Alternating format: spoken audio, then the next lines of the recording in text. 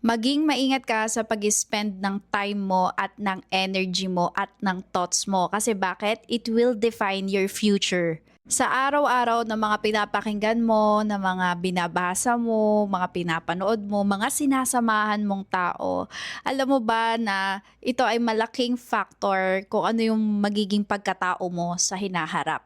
Kung sino yung lagi mong kasama or kung sino yung lagi mong pinapakinggan ay nagiging ganun ka din. So kung magkano yung majority of their income kung saan naglalaro yon in the future, ganun ka din. So kung gusto mo na mag-upgrade yung income mo or yung life mo, you need to expand your awareness. And maging selective ka talaga sa pag-spend ng time mo. Dapat laging in alignment dun sa future na gusto mo. So pumili ka ng mga taong sasamahan, mga taong papakinggan, babasahin at papanoorin. Kasi it will reprogram your subconscious mind. So malaking talagang factor yan. Ako, sinasabi ko sa inyo. Kasi naa-adapt natin yung level of awareness ng mga taong pinapanood natin, pinapakinggan at kinakausap natin, sinasamahan natin from day-to-day basis. So let's say kung yung awareness nila or consciousness nila regarding life is so limited at nakakahon lang talaga, hindi magiging ganun ka din.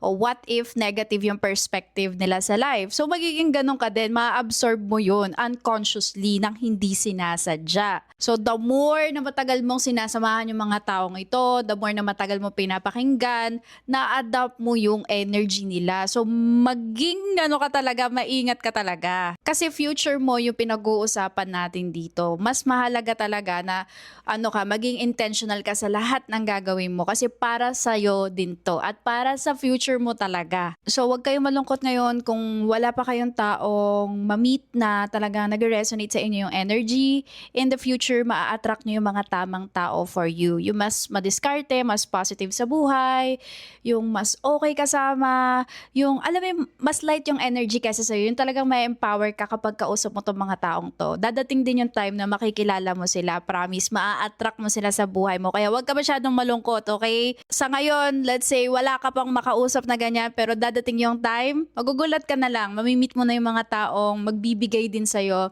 ng talagang positive impact at talagang makakatulong din sa journey ng manifestation mo. But anyway, thank you so much for watching.